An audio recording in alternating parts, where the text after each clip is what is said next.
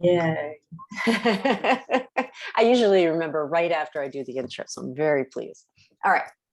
When I was thinking about how to introduce Rich, I thought back to sitting in a conference room at my office and having an introductory meeting with an engineering firm who was out of town, my firm had never worked with before. And we shook hands, we sat down, I braced myself for the PowerPoint deck that I knew was coming, and up it came. But instead of launching into a 35-minute BD spiel, this firm started to ask us questions, really good questions, questions that got to the heart of where our practice was at, what our clients were worried about, how we were responding to changes in the market, what we wished we were getting from our consultants but weren't. And I thought about them and I thought, wow, these guys, not only do I feel seen, but these are the exact kind of questions that my firm needs to be thinking through. And now I want to talk more about them with these guys to help solve them. And so we went through the meeting. It was a very good meeting. And after the meeting, I talked with the president of our firm about how good this consultant team had been. And he said, yeah, these were clients of Rich Friedman's. And it all made sense because Rich knows how and why to ask good questions. And as the president of Friedman and Partners, he works with clients that run the gamut from small niche consultants to E&R 500 companies. And in Boston, you'll know a lot of these clients. They include Arrow Street, Ellen Zweig, Icon, Lear's Minds Apple, LeMessurier, Sasaki. This is the short list. There are many others. Luckily for us, he also conducts a lot of seminars and workshops for professional associates like the BSA, AIA, SMPS, ACEC. There are lots of acronyms at WTX and at ABX. I see him all the time. So I feel very lucky to have Rich here with us this morning. Rich, thank you very much for being here. Thank you so much, Kate, and welcome everyone. I am beyond thrilled to do this. I mean, I haven't attended in a while, but for many years I attended these regularly, back, in downtown Boston, and I presented a number of times. So I'm thrilled to see so many people. Just a couple of my own quick housekeeping. Kate was very kind and courteous regarding optional camera. And I get it too. I do want to encourage you, like, if there's any way, I would love for you to turn on your cameras when I do virtual training like this. This is how I connect. I see people, I can sometimes sense when they have a question and all that. So if you feel comfortable doing that, I would strongly encourage you to do that. A couple other things. I have a number of slides here, and Kate was good in having me reduce the number of slides. I still have a lot, I recognize that. What's paramount for me is to have your interaction and participation. I really want more of a conversation. So I may not get to all these slides, that's okay, at least you have them there.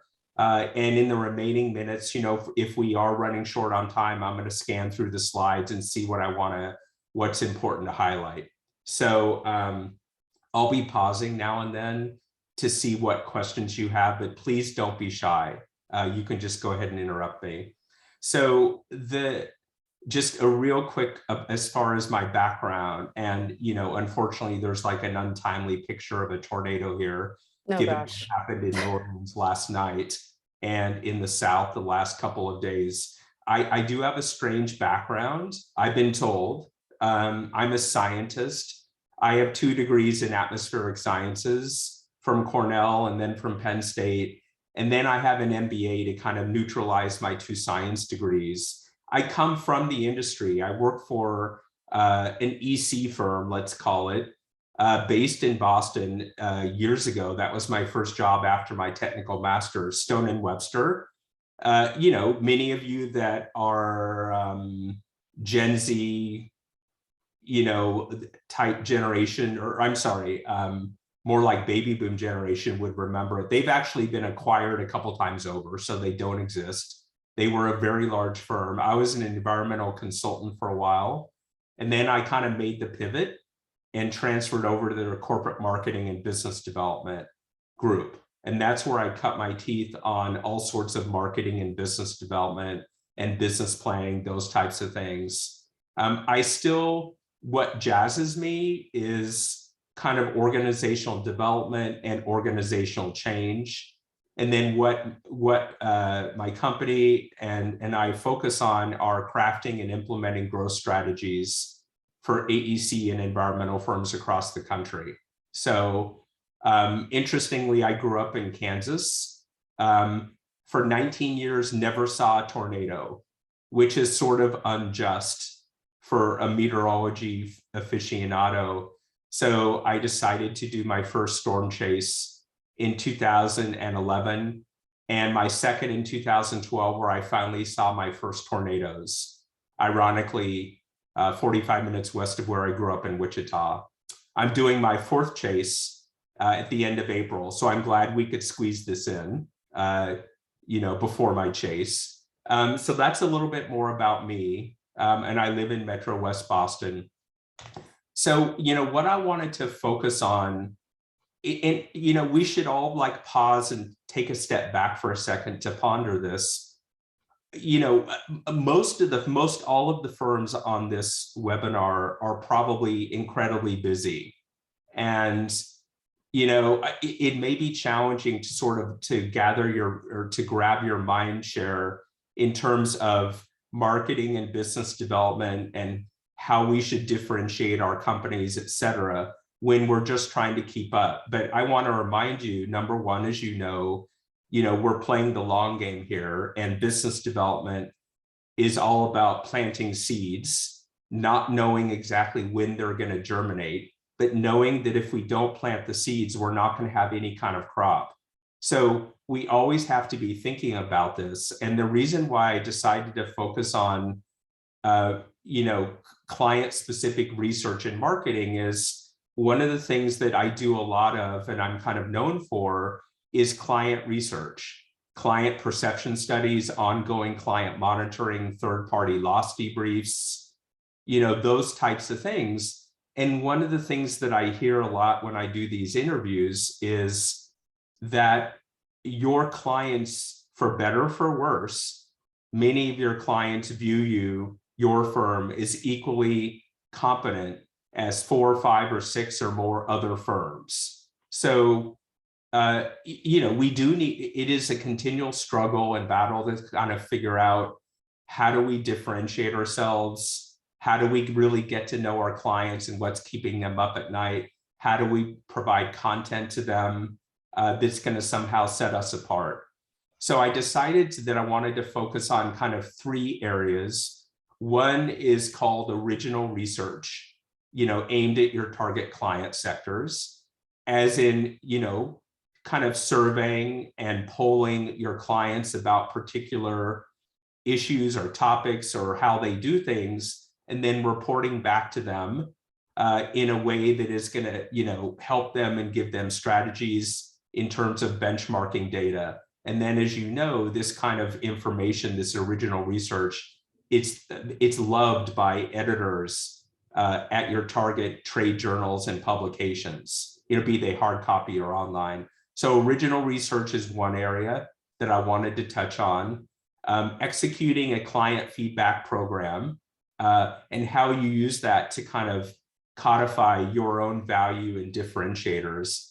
And then the last kind of segment or bucket is thought leadership, which I know it's a buzzword. You're probably sick of hearing it, but that's the term I still use. And, in terms of thought leadership, what are the strategies that are going to really yield the maximum return on investment, which is ROI?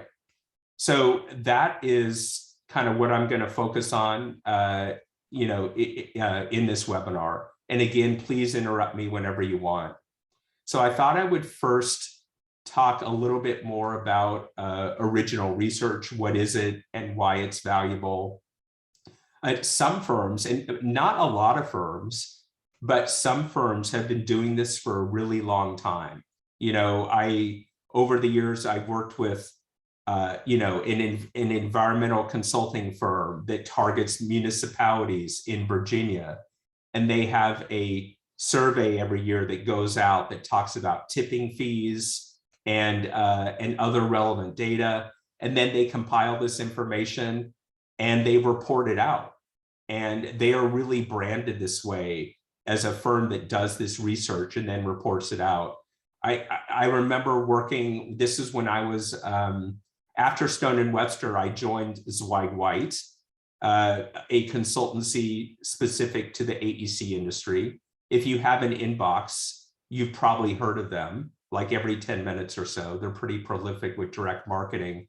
I remember when I was, working at Zweig White, we were working with an AE firm down in Birmingham, Alabama, and one of their niche markets was justice.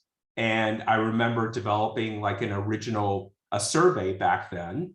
And this, back then, back in the day, it was a hard copy survey, believe it or not, that was mailed out to people.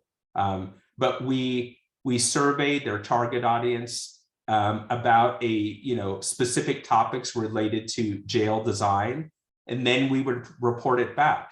And organizations like the American Sheriff's Association, which is one of the primary client-facing organizations in that sector, they were very interested in those results. So those are just like some examples of what it is. And I frankly would be curious to know if anyone on this workshop, if any of their firms do any kind of original research. And I'd like to pause for a minute, if that's okay, and ask the group. And Kate, maybe you can help me monitor if I'm missing it. Do any of your firms employ this tactic of original research? Anyone at all? You can shout it out, or you can raise your little Zoom hand. I don't know what it's called. Yeah, I know, that's funny. I would call it a little Zoom hand. So no familiarity, no one's doing this, or you don't want to admit to it in this workshop. Kate, there is one in the chat. Let me know if that's someone that is. Oh, Bill Fleming. Bill, shout it out. Sure. I do consulting for brand strategy, business consulting for all different types of design firms, including architects. So I actually do original research on behalf of my clients. So not an architect or an AEC firm, but they hire me to do original research. So Bill, can you just elaborate a little bit in terms of client sectors for which you're doing this? Sure. Currently, I'm working with what is predominantly an environmental consulting firm, about 150 employees, national firm based in Massachusetts. I work with a lot of micro firms, so typically 1 to 25 employees. Mm-hmm. So I've done brand strategy where I'm evaluating both competitors, or if they're doing if they're doing business development and we're pitching a project, looking at who might our possible competitors be. Combination of small to medium size environmental consulting firm and a couple of architect firms. Okay, thank you, Bill. Anyone else want to share? Dave Finnegan says he did once for a former employer for a perceptional audit, and he's not sure if that qualifies. A perceptional audit? You mean like a client perception study? That's what I'm assuming, but Dave might have to clarify for himself. Yes, that's exactly what it was. So that would actually probably go into my bucket, a client feedback program. So not quite exactly this. So and by the way, the way I'm handling this in this workshop is I'm going to touch on each of these 3 areas, and then I'm going to do a deeper dive. So why is this strategy so valuable? Well, so hopefully you can surmise that you're engaging directly with your clients. You're sending a message to them that you want to be an industry leader because you want to gather their opinions, their practices, and then report back and sort of be positioned as an industry leader. Both clients, and then also, as I mentioned, editors and executive directors and others, they love benchmarking trends and drivers. I hope you can think that, I think part of the strength of this is I'm encouraging you all to move beyond putting out what I call transactional content. So our firms are very good at putting out transactional content, which is projects won, awards won, people hired. You know, that's like transactional stuff. And you will get some ink from editors in doing that. But this kind of original research is much more compelling. So the way I like to think about it, you know, if the only stuff you're going to put out is transactional content, then that's better than nothing. But if you want to aspire to be better and be more thoughtful and impactful, then you want to be thinking about original research. And there are client-specific nuances about this, like not all market sectors are created equal when in terms of employing this strategy. You know, if I had to do some broad brushes, I don't know if I would employ this strategy among developers. However, this strategy is highly effective, especially in the institutional sector. So I would include education and I would include healthcare. And you know, these sectors are inherently driven by thought leadership. And they really eat up this data on benchmarking trends and drivers. So I've mentioned about the PR piece. And then also, you know, when you gather this information, depending on what you're asking your target audience, this can very much inform your business development strategy, because it really gives you, you know, a sense as to what some of your clients are doing, what they're grappling with. And this can all inform your services and how you would want to approach them. So this is just like a kind of a brief snippet of original research. I'll circle back, you know, later on and do a little bit of a deeper dive. So I just want to pause for a second. Do any questions about this? I'm hoping folks are understanding what I'm talking about when I mention original research. It is different from doing client research. So any questions at this early juncture from anyone? I sure have a question. Hey, Rich, this sounds like the kind of thing that a firm with a robust marketing department may have the bandwidth to sort of work on. It sounds very time consuming. How can a small firm prioritize, you know, putting out original, you know, writing the questions, sending them out to clients, gathering them, compiling them, and sharing them in a way that could be useful to clients? So, I mean, this strategy is, and I wouldn't be advocating that you all do this every month or even necessarily every quarter. You're also going to wear out your welcome. Don't forget, if you're in their face every quarter. So this is something that happens, you know, maybe 1 to 2 times a year.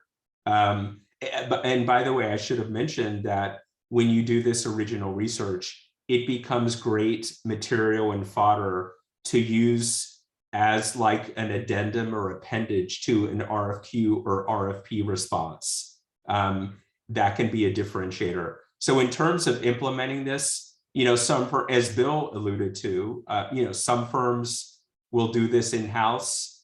Some firms will, you know, get assistance from the outside in terms of crafting the interview and maybe even compiling the results, or maybe some of that's handled in-house and then they'll use an outside party to repackage it into a press release or something like that. So it really, Kate, it really depends on the size of the firm, and it depends on your client sectors and whether this is going to be a part of your strategy or not. Any other questions, folks, about this? Questions? I see Sharon Gray has her hand up. Sharon? Hi, Rich. Thank there. you for this. I'm wondering, you know, for an architectural firm, clients always have individual problems where the firms find individual solutions. So I'm just wondering if you have any examples of an architectural firm who has gathered original research for maybe a market sector and what that might look like.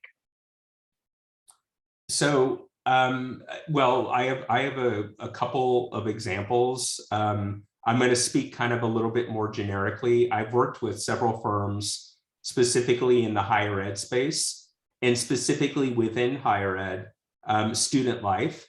So student life is like a perfect kind of application for this, as far as, for example, I don't know, I'm just making this up, but this is not too far off from the truth, but the impact of design on student engagement, or redesigning your classrooms, or student unions, or rec centers, or something like that.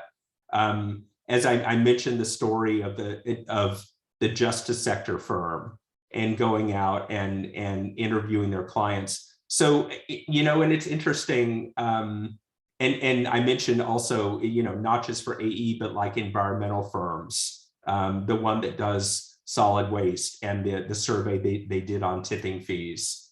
So Sharon, let me just ask you a follow-up, because I'm not sure if I understood your question. Were you wanting just examples of some firms and sectors that they did it in, or something more specific? I think the example you shared about the academic sector was really helpful. Really more thinking about an architectural firm, and just what kind of market research might be useful to clients who have, as I said, individual problems, very specific problems that they want resolved. And I think if you're a client, maybe getting research and then applying it to your own problem and thinking through how that research could help you with your problem. I'm just thinking about the various ways you could go about it. So that was helpful. Yeah, one other thing I'll say, and I'm going to ask the group this question. How might you engage your clients in perhaps pinpointing topics that they may find of interest? Like, what would they like to see benchmarking data on? That's kind of a rhetorical leading question. But, one of the things I always push our firms to do is to go beyond us sitting in a room brainstorming, and instead ask our clients, because obviously, you want to engage them.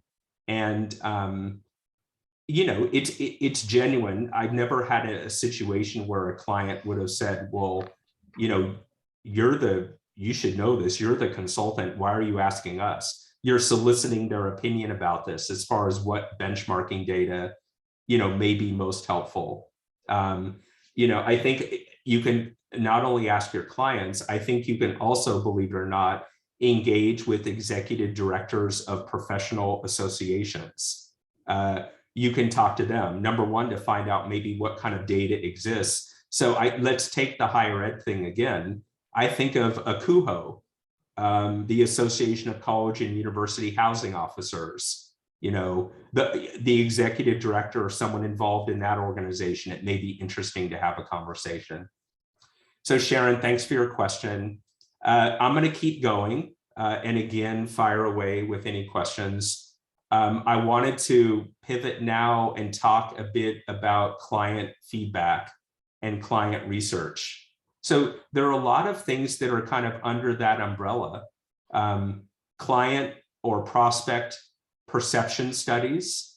A lot of firms will do that to gather data as input into their business planning or marketing and business development planning processes. So I'll go into more detail. This is one of my favorite things. I've been working on this for over 3 decades.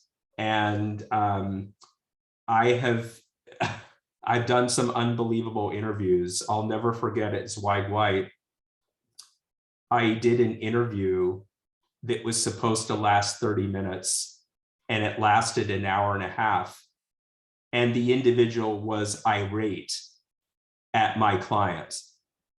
And for me, this was an incredible interview because I could bring this data back. Now, yes, you could say to yourself, Rich, wouldn't your client know about that? Well, the answer is yes and no, and not to that extent. And, it's not always ranting and raving. There's all sorts of other things that you find out. And I think we all like to inherently think that we already know what our clients are going to say. And I hear that. And folks, I hear this from firm principals like, oh, well, why would we do this? I mean, I think we know how our clients feel about us and all that. And it's a little scary for me. It sort of borders on arrogance. And also it depends on what you're asking your clients.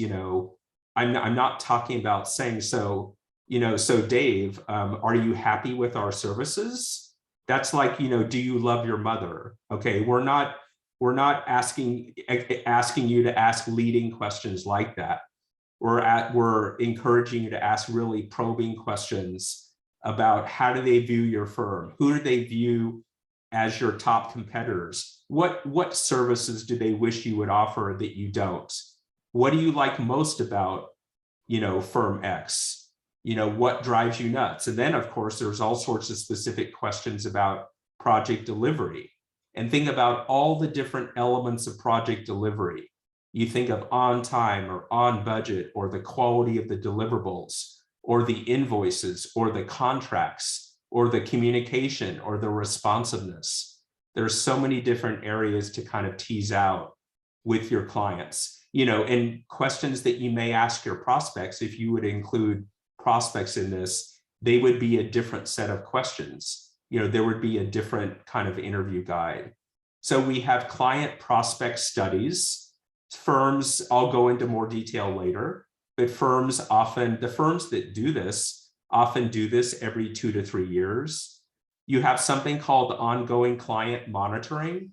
For one of my clients, I interview every year their top 80 firms from a revenue generating standpoint.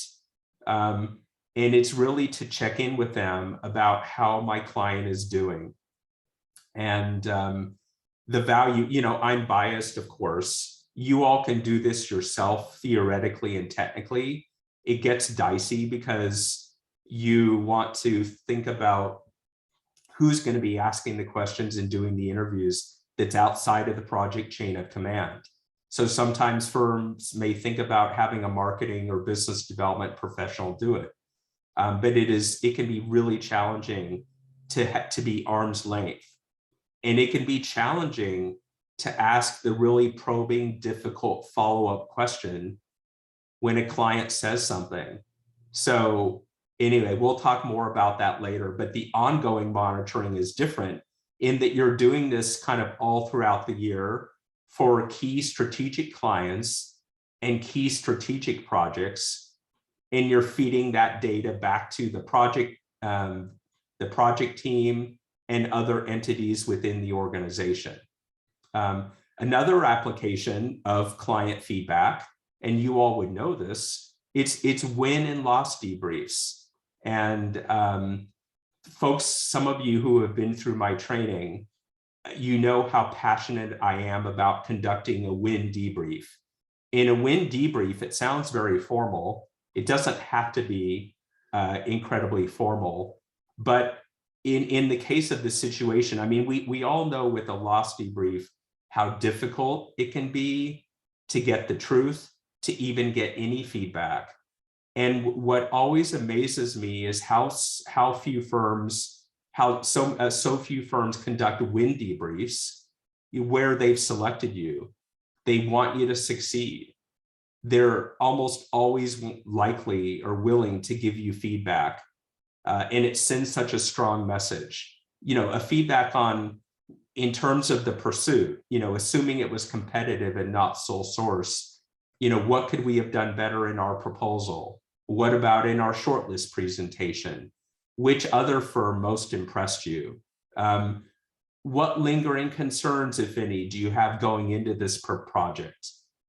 I mean, hopefully you would have teased that out in the pursuit process. But we all know the business development process has a long gestation period. It's nonlinear, it's circuitous, it involves a lot of different influencers and decision makers. So it can be helpful to kind of gather that data once again after you've won the project. So that's what a win debrief is. I think everyone on this webinar knows what a loss debrief is. So, and again, I will delve into those a bit more later. So I want to just pause and ask if you have any questions thus far, at least about the distinction between a client prospect study, ongoing monitoring, and these other mechanisms. Any questions from anyone thus far? Rich, not a question, just a comment.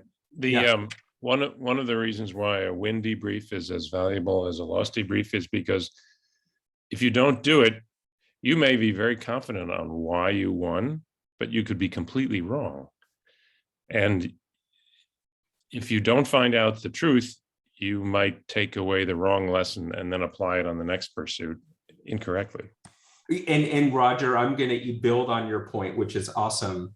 Not only that, like if I'm going to find out bottom line why we won, the first thing I'm going to do is go back to the project team and say, hey, folks, this is why we won. This is what they're going to be measuring us on. We cannot take our eyes off the target. Not only that, it gives you a built-in mechanism throughout the project when you're checking in, and so I always like to role play on my training workshop. So, Roger, you mentioned after you awarded us the project and I debriefed you a bit, you mentioned these were 3 of the key factors. And Roger, we're halfway through the project. I just wanted to check in. How are we doing with respect to these 3 factors? I call this the business development circle of life. We should have like Lion King theme song here because, you're pursuing it, you're finding out why you won, and then you're sticking to the promise and making sure you deliver on that promise. And this is the essence of why we like to brag that we have 80 to 85% repeat work rate. So thank you, Roger, for bringing that up. Folks, what about other questions or comments? Anyone else? Okay, so let me keep going. And I get so passionate about these topics that sometimes these bullets I've already covered. So that's fine. The message that you send, you don't take them for granted. You value continuous improvements. I mean, the messaging is really important. I think I even have some quotes in this presentation later on that I'll share with you. I've been blown away by some quotes. I call it actual film footage of interviewees that have told me how important it is that my client is checking in and gathering feedback. By the way, I mentioned project delivery course corrections this in terms of one of the value propositions for doing this. And I want to refer to you, if you go to my website, many of you are on distribution and you know that I put out every 2 months something called the Friedman file. I've been putting this out since 2010. It's like my propaganda. If you want to sign up, go to my website. But here's one of the articles that I did a couple years ago. It's called Market Research, War Stories from the Front Lines. And it is a case study of one of my actual clients and an actual interview that I did. And then how my client decided to respond to it, which blew me away. And this was a large environmental and geotechnical firm. And the CEO decided to refund the fee to this Fortune 500 company. And the message that it blew the client away. They dealt with many engineering and environmental firms. They've never seen this happen. And the feedback that I got in this interview, they were unaware. My client was unaware. So as much as we want to train and RPMs and teach them how to ask really good probing questions and to listen and all that, it is scary that sometimes we don't know how we're doing. So I encourage you to read that. I think it's also when you gather this kind of client feedback, I love the fact that you're getting actual data points that can inform your value and your differentiators. I always like to talk about the classic example because I've worked with firms, they'll spend an entire half day at an offsite brainstorming their value and differentiators without actually taking the time to elicit data, either direct or arm's length through a consultant from their clients. So this stuff is really valuable. Other applications of the value, as I mentioned, informing business planning, your business plan and your strategy. You can ask and find out about trends and drivers, the competitive landscape, potential new service offerings. You tease out additional needs that your clients may have. And this may inform developing new service offerings or rebundling in a different way or repackaging existing service offerings. And then, of course, this informs business development strategy. And to be honest with you, if I'm being honest, doing this kind of research, it's not completely altruistic. There is an agenda a bit. You have to be really careful, and you can't ask self-serving questions. But you would be crazy if the data does not inform your business development strategy. So, and think about it. If you or an outside party conducts an interview and gathers some really interesting information, some of it may be great, some of it may be areas for improvement. The one thing you absolutely have to do after the interview is done is A, thank them, and B, talk to them about their feedback. Because if you don't circle back with them, if you don't make any necessary changes, they're only going to let you go to the well once. Because if you go back to them in 3 or 4 years and they stated something to you or an independent third party, and they perceive that nothing has changed, they're not going to be compelled to want to participate.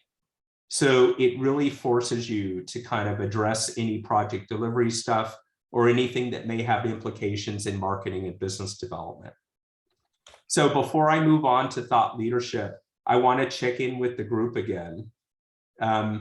Questions or comments from anyone?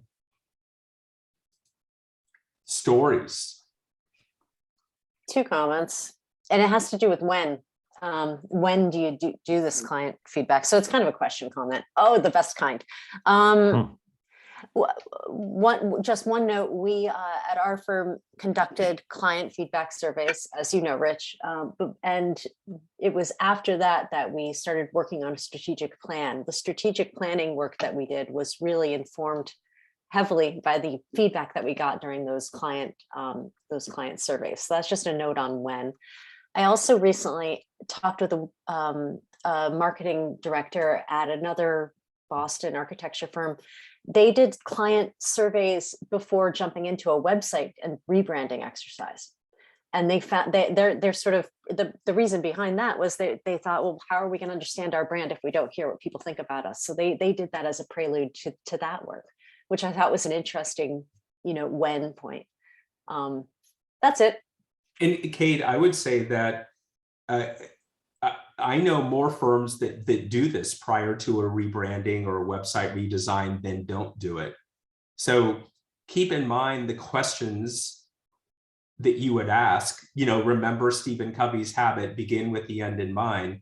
The questions you're going to ask are going to be different if you're talking about sort of branding, perception, that type of thing. Then if you were wanting to conduct an interview that was going to be more applied towards business planning and business development. So good points. What I see, there might be one other comment in the chat. I'm not sure, Kate. Bill Fleming was saying that he was agreeing that this is a worthwhile process to go through for a new website. Okay. So I'm going to keep going again.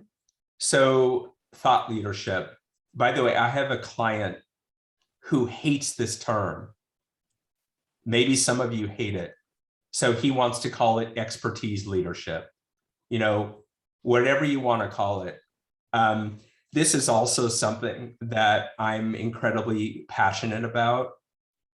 And again, I want to draw the distinction to transactional content versus thought leadership content. So you've heard the term, just by way of review, because you're all smart. A lot of you are senior level marketing and business development professionals. I really define it as, well, so let me take a step back. In my opinion, if you were to draw a Venn diagram, it's the intersection of what's keeping your clients up at night and your firm's educable message. What is your firm's educable message that you're wanting to get out there? And again, I'm not talking about chest beating. not talking about the awards you won, the people you hired. So by definition, it's case studies, tips, advice, best practices, lessons learned, pitfalls to avoid, market trends and drivers, benchmarking information.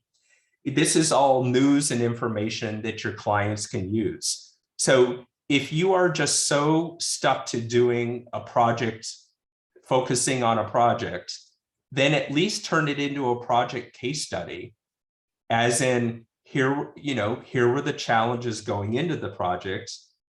Here's how we address the challenges. And here are the broader takeaways and lessons learned for everyone. So one thing I like to do, and Kate, I'm gonna do a little bit of a plug for the Workforce Training Fund grant that the firm does. I know Goody Clancy is a recipient. There are other firms on here who have been recipients, some of whom I've actually helped you write the grant. And one of the workshops that I include is a thought leadership brainstorming session. So here's my hypothesis. My hypothesis is all of our smart people in our firms, our practitioners, they have bottled up in their brains a tremendous number of ideas and information, but we have to unleash it from their brains by asking them probing questions. So here's an example, like when I facilitate a thought leadership brainstorming session, the results of which, by the way, can be an editorial calendar of topics for the next 5 years. You can do a 1-hour brainstorming session and literally generate 5 years worth of topics. Topics that could be applied to an original research survey or an e-newsletter or a blog submittal or a talk or an in-house lunch and learn. All of these different mechanisms that we try and repackage the content to squeeze out the return on investment. So in this brainstorming session, what if I asked, so Alexa Vodika, I'm just going to pick on you because I like your name. I first read it, it looked like vodka, but it's not. Alexa Vodika. All right, so Alexa, what if I asked you, you're a practitioner, so what question do you? I found on the web.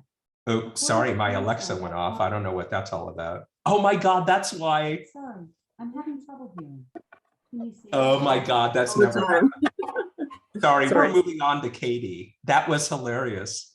So I say to Katie, what is the one question that your clients ask you the most?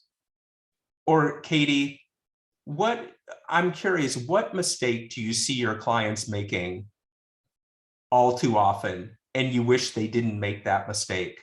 In other words, we can come up with so many probing questions and you can just see your practitioners answering these questions.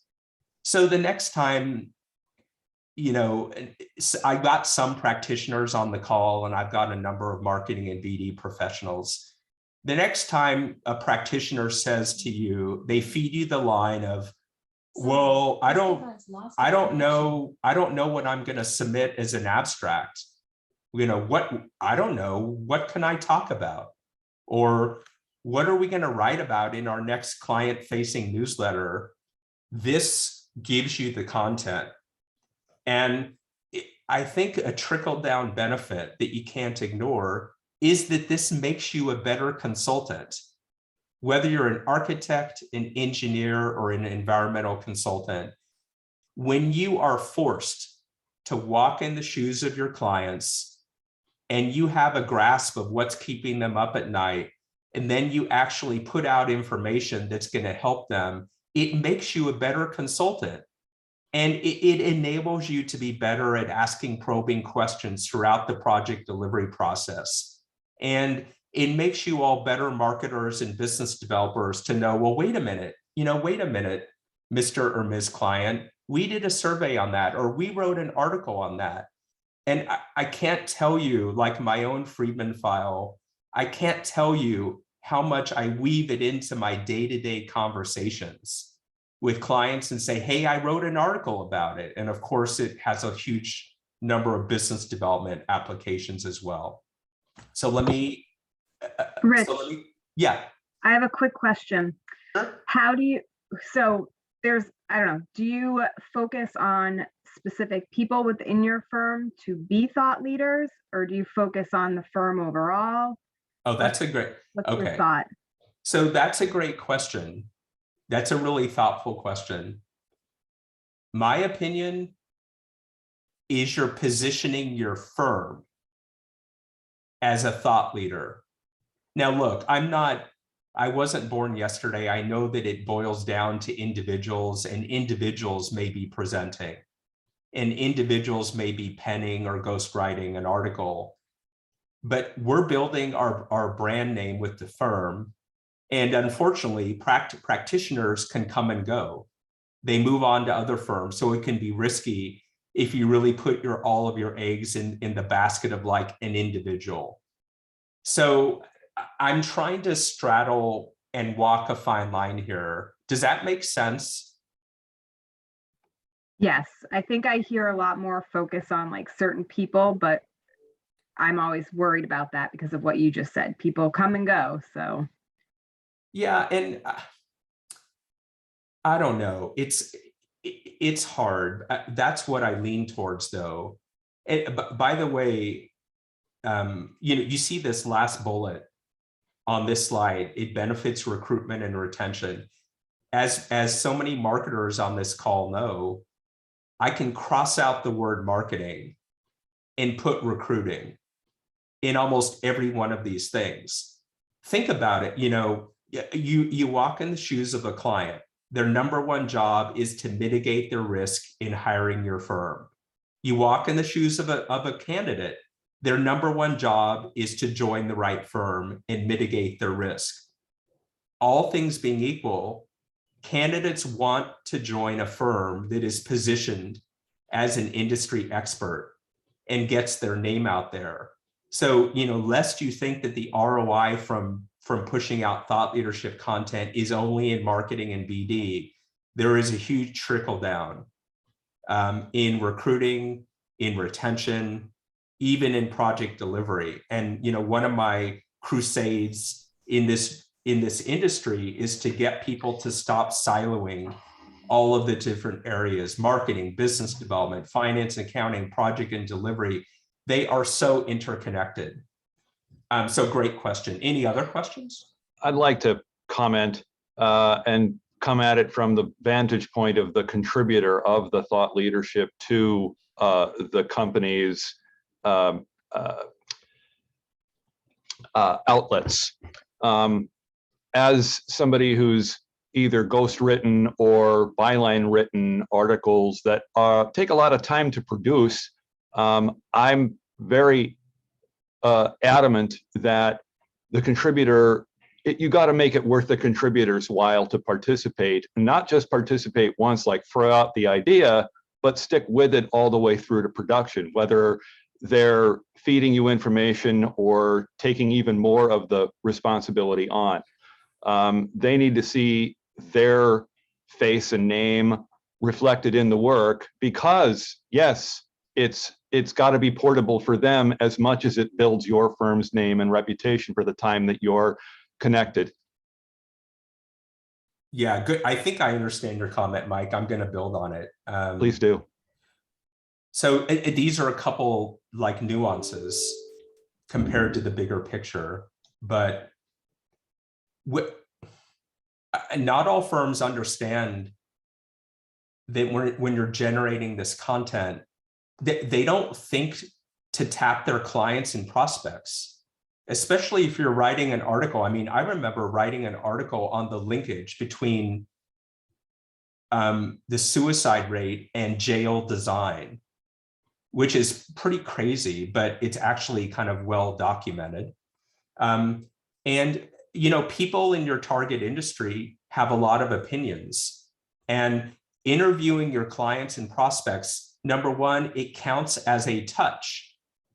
And if you're trying to think about how to gain entree into an organization, maybe consider writing an article, where they're one of the interviewees. Almost everyone likes to state their opinion. Now, I will tell you that we run into problems if I'm dealing with a Jacobs or an AECom or a Stantec and all that, and it has to go through their corporate communications and legal department, and it gets bogged down for a month. I'm not talking about that. I wouldn't, no offense to anyone in those firms, but I probably wouldn't want to work with you all on that.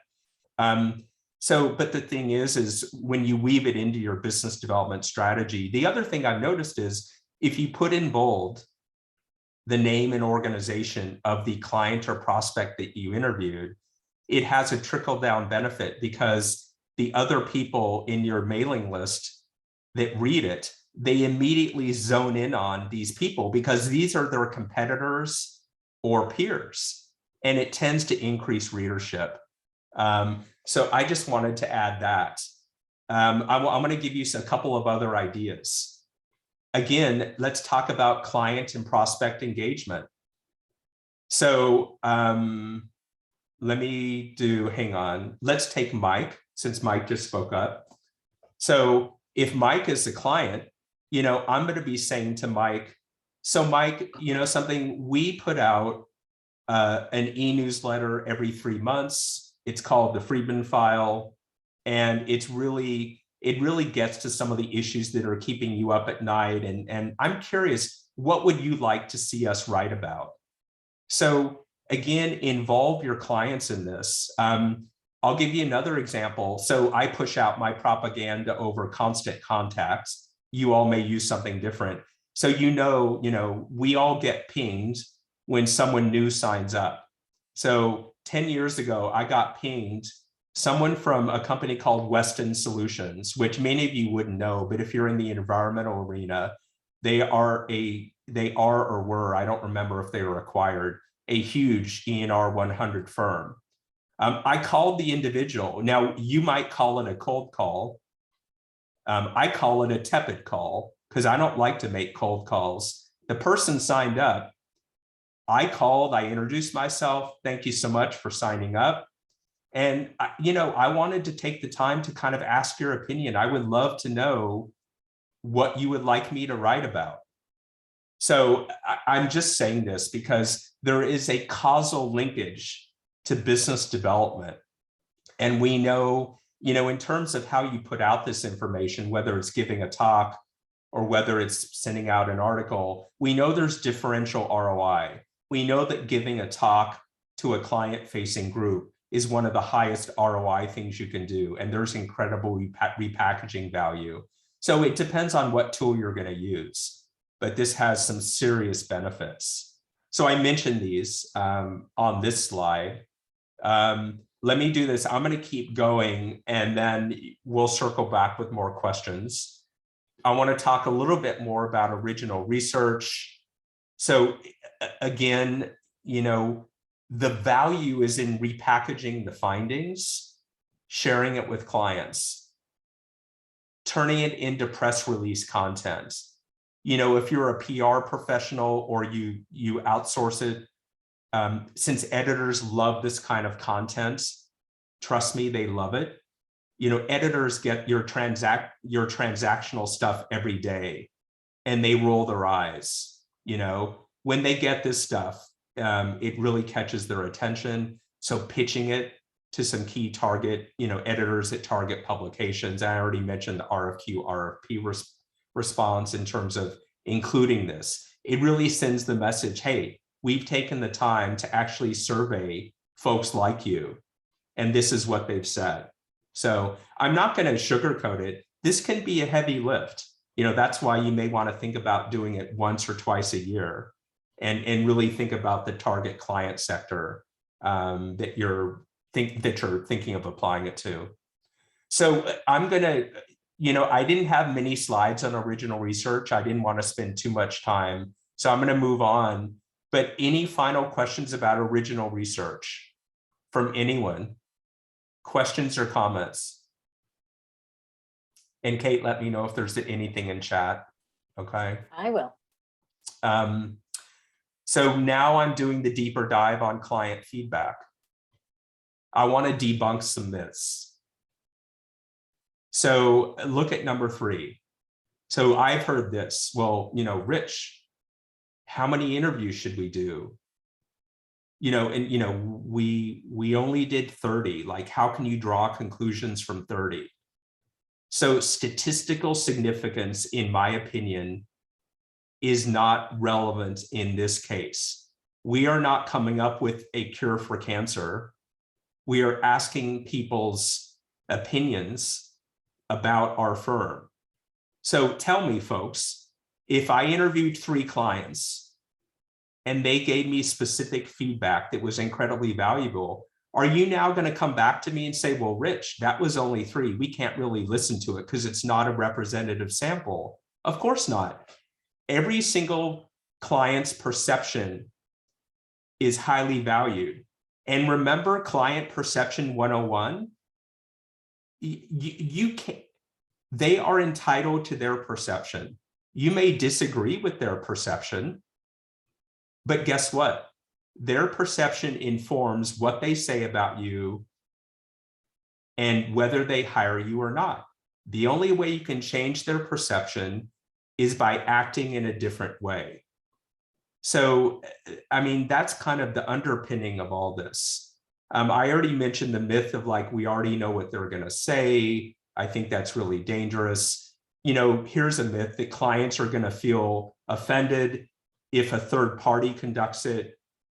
I have almost never come across that.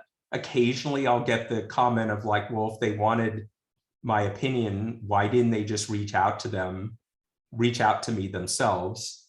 And doing this kind of client feedback, if you outsource it, it's not mutually exclusive to training your PMs and other project personnel in how to ask really good probing questions. And I encourage you, by the way, look into the workforce training grant. Get tens or hundreds of $1,000s from the state to fund this kind of training that can help your PMs. So your PMs still need to know how to ask this. But honestly, how many practitioners do you know that are highly skilled at asking probing questions? It's probably the upper 10th percentile. And further, how many have the emotional intelligence and security to go in to ask a really difficult probing question after getting some negative feedback? It's human nature. A lot of us get defensive. So most people understand the value of having an independent party. Maybe it's someone within your firm outside of the project chain of command, or an independent third party. Another myth that clients are going to feel bothered by this. It's typically a 20 to 30-minute interview. And as long as they see that you're acting on the data, this is a myth. I almost never hear this. Occasionally someone will decline participating, but you know what they will do? They'll often push it down to someone else. The strategy in all this is you go for the highest level individual in the organization. If they don't want to do it, they'll push it down to someone who may have more day-to-day project contact with you all. I wanted to share with you a couple quotes, lest you not believe me. So this is actual film footage.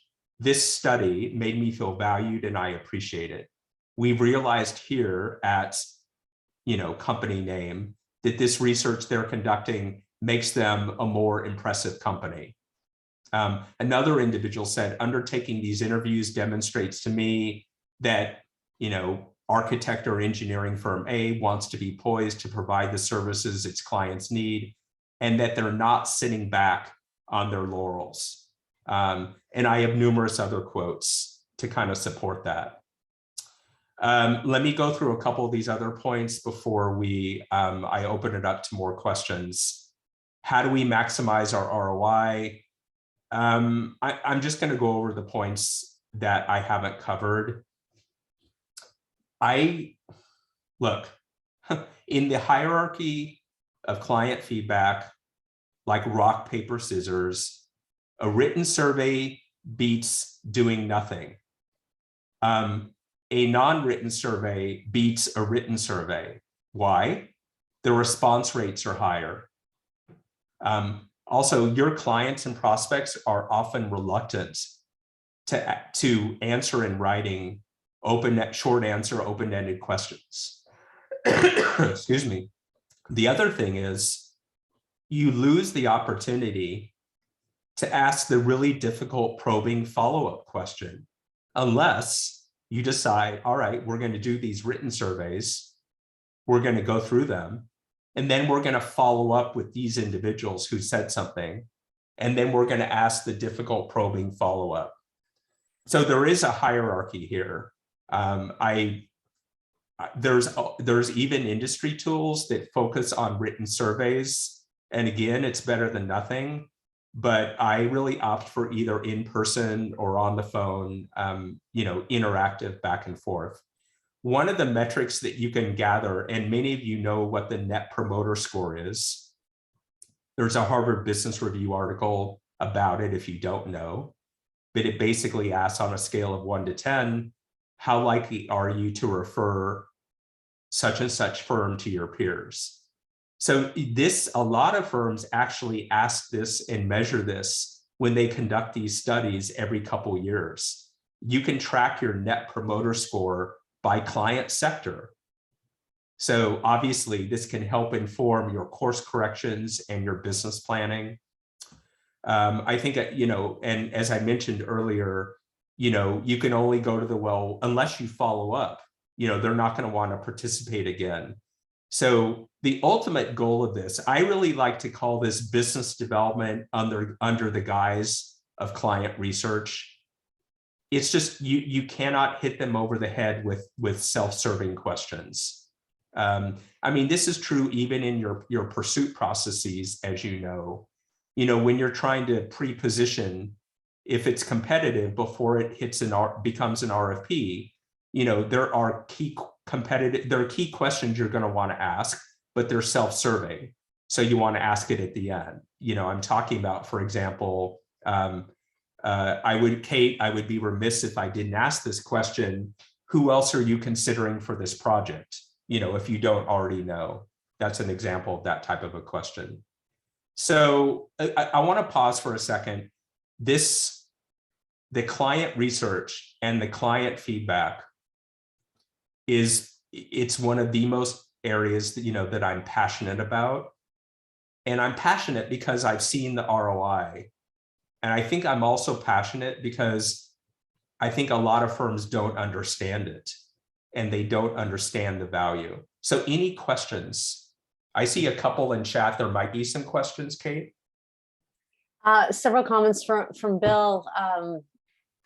He said that he tells his clients at design firms that their clients often are more willing to be part of phone surveys because it's like professional altruism, that providing information about the firm is a way of helping them. Okay. Any questions from anyone? I don't see any questions in the chat. Okay. Not a question, but a comment. Hi, Rich. Hey, how are you? I'm good. How are you doing? Good. So I think much of the stuff I learned about client debriefings came from you 20 years ago. And obviously the message, I maybe more, but I don't want to date myself. But the question. But it's okay to date me. You did say 3 decades up front. So you've been doing this for a while. So I learned from the best. And I have always loved client debriefings for wins and losses. I think that in some ways, I feel like I'm a therapist, and you talk about having the open-ended questions, but really, it's really just about having the dialogue, and having your questions kind of prepared is helpful if you get a moment of silence, but usually you don't need it, right? Because if you ask the right questions, it just becomes a really good dialogue. I'm, feverishly writing notes and trying to figure out stuff that I can learn, the good, the bad, and the ugly. So I would say, in terms of who asks the questions, I think definitely the marketing and BD staff can come to it from Don't always need an outside firm, but you can always come to it from sort of like that neutral perspective.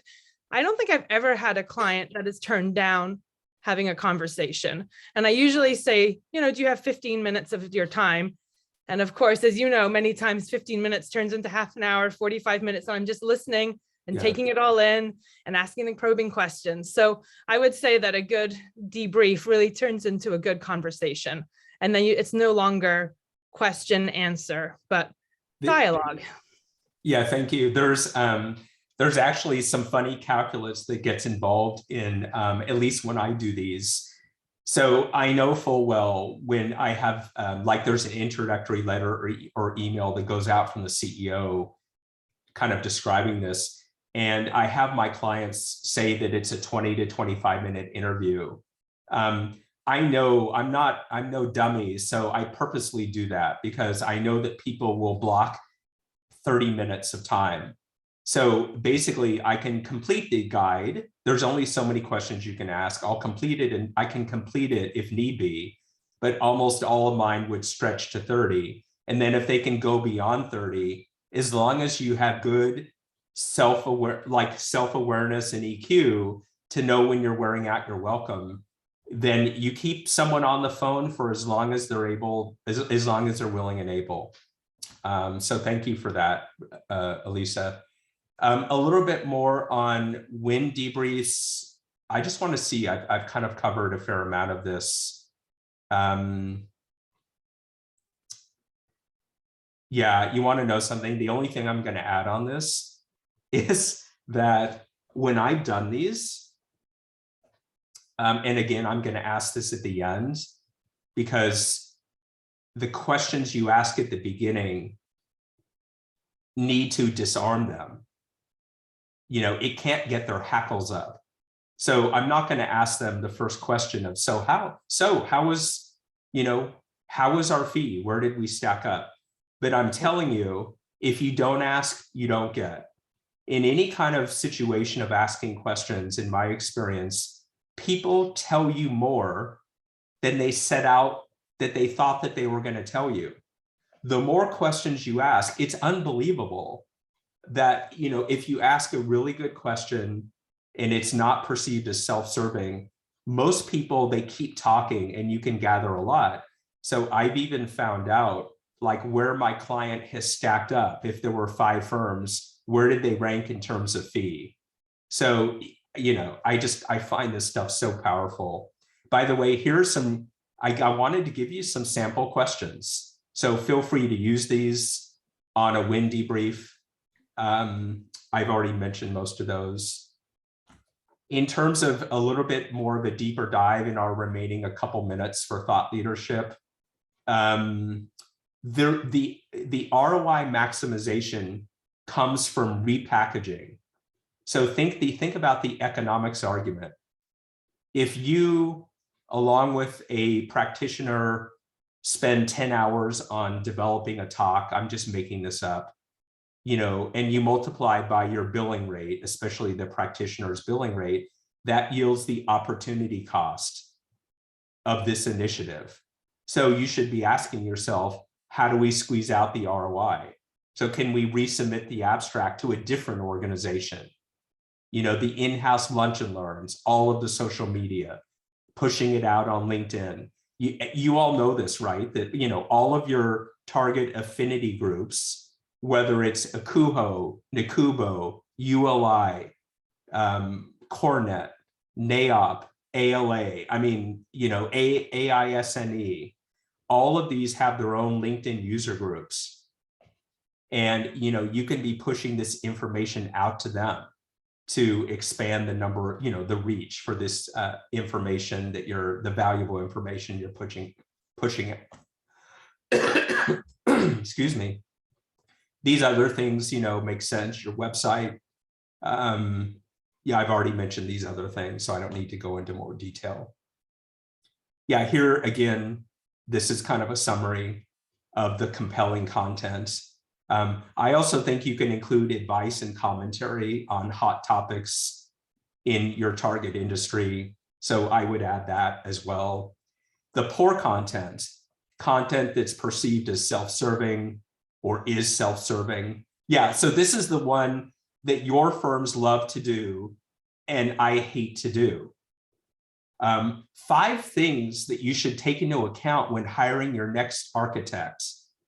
Okay, like people think that that's like thought leadership. For me, it screams self-serving. So again, you know, if that's your first piece you're sending out, then you're just going to disengage a lot of people. And then the other thing that I haven't covered is just stuff that's too technical. This is not a white paper, by the way. This is something that's typically written in management overview tone. So save the more technical, detailed stuff for more like a technical paper or a white paper. I've even included for you, remember the thought leadership brainstorming session I talked about?